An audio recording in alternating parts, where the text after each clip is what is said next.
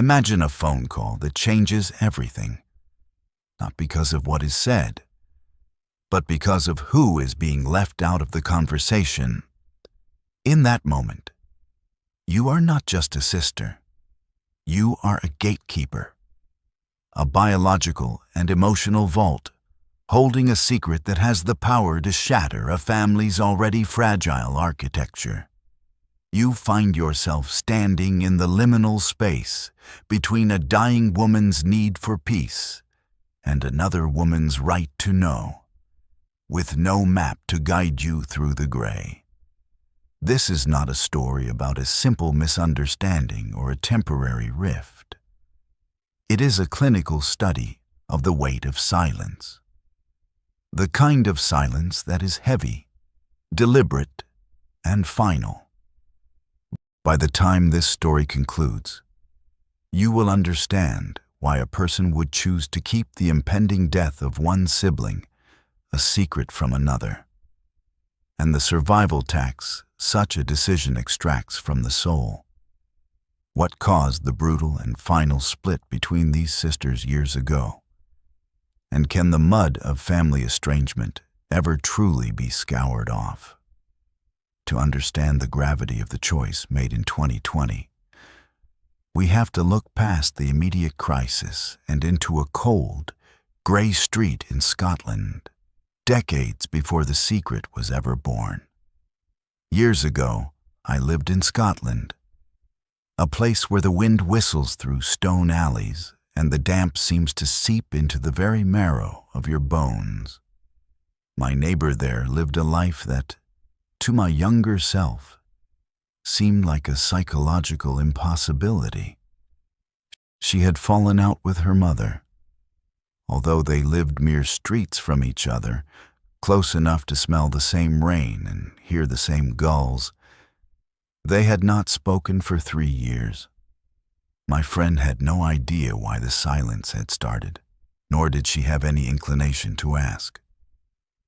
At the time, I was an outsider looking in, possessed by the naive routine of believing that words can fix anything. I once asked her what she would do when her mother died. I asked what it would be like if she only found out days, weeks, or even months afterward. To me, that felt like a terminal loss, a void that could never be filled. It would have seemed impossible to me then that I would eventually enact a similar estrangement. I believed then that the truth was a requirement, not a choice. But the Scottish mist has a way of blurring the lines between what we believe and what we do. By 2020, the theoretical became the visceral, as the phone calls began to chime with a different kind of frequency. The shift began with a name popping up on a phone screen, a digital signal that triggered an immediate physiological bracing. V had been living with cancer for 15 years. For a decade and a half, her life had been a cycle of remission and return, each new metastasis a fresh blow to the body's defenses. But this time, the tone was different. She didn't want a casual check-in. She needed a meeting of the sisterhood. That was the name I'd given our group chat, a digital anchor for the 4 sisters in our family. However, when the meeting actually occurred in a living room in Newcastle, there were only 3 of us in the room. There was no question of inviting our 4th sister. She lived in another country, separated by oceans and a silence that had become a geographical feature of our family map. V and the absent sister had stopped speaking years earlier, right when the cancer was a new, terrifying diagnosis. That split had been brutal and final. It had led to multiple ruptures, tearing through the fabric of the family until the edges were too frayed to stitch back together. We sat in that Newcastle room, 3 sisters instead of 4, surrounded by the mundane tools of a domestic meeting. Tea and squares of rock melon. I remember the rock melon vividly.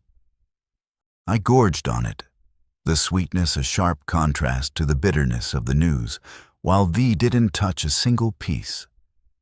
The damage had spread, she told us. The metastasis was no longer something to be managed. It was something to be navigated toward an end. It was time for her to fix things. But her definition of fixing was not about reconciliation. She told us she wanted to die at home. She wanted to be away from her ex-partner and away from the storm of conflict. We promised to create a small army, friends, her daughter, and the remnants of the sisterhood. V held her hand up, demanding a peaceful death. There was a force in the way she said that word, peacefully. We understood that in her lexicon, peace meant the exclusion of the storm. It meant the exclusion of the fourth sister. V was building a fortress of tranquility for her final days, and we were the sentries. V held her hand up, demanding a peaceful death. And we understood that peace meant the exclusion of the storm. Not long after that meeting, the survival engine of our family was pushed to its breaking point by a second phone call. Our mother had gone into the hospital. The prognosis was grim. She was not expected to come out. Suddenly, the following month became a grueling journey between two different versions of the end. I became a logic bridge moving between a hospital bed and a home-based hospice. It was loss layered upon loss, mother to sister. A double farewell that demanded a level of emotional logistics I wasn't sure I possessed. In the hospital, we managed the sterile environment of a fading life. At home, we managed the warm, candle-lit atmosphere of V's hospice. We played Neil Diamond on the stereo for our mother, a soundtrack to her departure. But in the midst of this exhaustion, I began a series of communications that were defined more by what was missing than what was written. I was the one holding the phone, the one typing the updates to the sister who wasn't there. Every text I sent was a careful construction, a house of cards built on the foundation of a massive, unspoken truth. The architecture of deception is often built out of the materials of love. I did not tell our fourth sister that V was dying. Every few days, I would send a text message across the ocean, providing updates on our mother's condition. I told her the hospital staff were amazing. I told her the flowers she sent had arrived. I told her we would delay the funeral so she could try to get through the labyrinth of quarantine. I even wrote, "I read her your message. She knows that she is loved. Know that you are too." These were not lies, yet they were not the whole truth. Every minute I spent with V in her home-based hospice was a minute of withheld information. V had asked us to protect her, and we took that duty with a stubborn grasp. We were preparing her living wake under her specific direction, a celebration of life that required the absence of the one person who would have brought the mud of the past into the room. I did not tell her that our sister was dying. The choice felt like a survival tactic, a way to ensure that V's final request for a peaceful, present, and loving death was honored. But the silence wasn't clean. It felt like the mud from a forgotten childhood memory. I found myself thinking back to a time when I was a teenager visiting V in the country town where she lived. It was a mundane afternoon, the kind that usually fades from memory, until a group of local boys zoomed past me on motorbikes. The path was wet, and the mud flew up in a violent spray, covering my hair, my clothes, and my face. A rock hit me on the cheek, drawing blood. I remember limping back to V's house, covered in filth and trembling with a bewildered rage. When she asked me what on earth I had done to get into such a state, I shouted at her, "This had nothing to do with me." It was a cry of innocence in the face of a mess I hadn't made. Now, decades later, I realized that in family estrangement, the mud and rocks get everywhere. You can try to stand apart from the conflict, but the splatter is universal. I wanted to scour it off. I wanted to shout that this had nothing to do with me, that the rift between my sisters was their own. But it wasn't. I was the one holding the secret. I was the one performing the act of exclusion. This had everything to do with me. Back in Scotland, observing my neighbor, I believed that words were the ultimate tool for repair. I believed that if you had the power to fix something broken, you were obligated to do so. But in my own family, I found that words were sometimes the very thing that would cause the final collapse. I couldn't undo what had been done between them.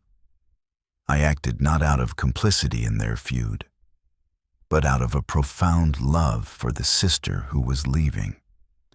We stayed with V and gave her exactly what she wanted. We provided the peace she had fought for. But the aftermath of that choice is a survival tax that never quite gets paid off. It isn't shame that I feel. It's a sadness so profound that it's very hard to speak of. We gave her what she wanted, but we carry the weight of the mud that remains. The silence was the right choice for V, but it left a mark on those of us who stayed behind. In the end, we learned that some things are too broken for words to fix, and sometimes the most merciful thing you can offer a person is a secret kept until the very end. The secret was eventually revealed, of course. Secrets of that magnitude always are. When the news finally reached the fourth sister, it didn't come as a healing balm. It came as a cold confirmation of the distance that had grown between us all. There was no dramatic reconciliation, no cinematic moment of forgiveness.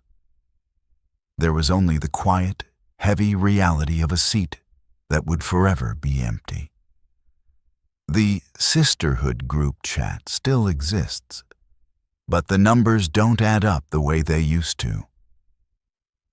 The weight of that month, moving between the hospital bed and the home hospice, remains a permanent part of my internal geography. I look back at my younger self in Scotland and wish I could tell her that life is rarely as clean as a neighbor's 3-year silence. Sometimes, love requires you to be the villain in someone else's story so that you can be the protector in another's. It is a burden that changes the rhythm of your heart. In the survival of a family, we often talk about the strength it takes to stay together. We rarely talk about the strength it takes to let someone go in the way they choose, even if that choice creates a void for everyone else. The mud and the rocks of that Newcastle living room have settled now, but they haven't disappeared. They are part of the foundation. I realize now that the mortality gap isn't just the distance between life and death. It's the distance between the truths we tell and the silences we keep to survive. V died at home, peacefully, just as she requested. We held the doors shut against the world so she could leave it in quiet. Whether that was a mercy or a betrayal depends entirely on which sister you ask. For me, it remains a sadness that I cannot scour off, a profound weight that I carry into every conversation, every phone call, and every silence that follows. This was the cost of a peaceful death. This was the survival tax of a family fractured by time and cancer and old wounds. We did what we had to do. We gave her the silence she needed, and in return, we inherited the noise of the aftermath. It is a story of three sisters who became the guardians of a final wish, and a fourth sister who became the ghost in the room. When you are faced with a choice between a difficult truth and a merciful silence, remember the mud. Remember that it gets everywhere, and that sometimes the only thing you can do is stand in it and hold the secret until the wind stops whistling through the alleys. For more stories of human endurance and the complex psychology of survival, stay with us as we explore the thin line between life and the choices that define it. Nature doesn't care about our secrets, but the human spirit often depends on them. The legacy of V's death is not just the absence of her voice, but the enduring presence of the choice we made. It serves as a reminder that in the high-stakes environment of a family in crisis, there are no easy answers, only varying degrees of pain. We chose the path that led to V's peace, knowing it would lead to our own internal turmoil. That is the essence of survival, making the hard choice when the easy one is no longer an option. As we move forward, the sisterhood remains, albeit smaller and quieter. We carry the memory of the rock melon and the tea, the Neil diamond and the hospital flowers, and the profound sadness of a secret that was both a shield and a sword. In the end, the environment always wins, but how we choose to stand within it is the only thing we truly own.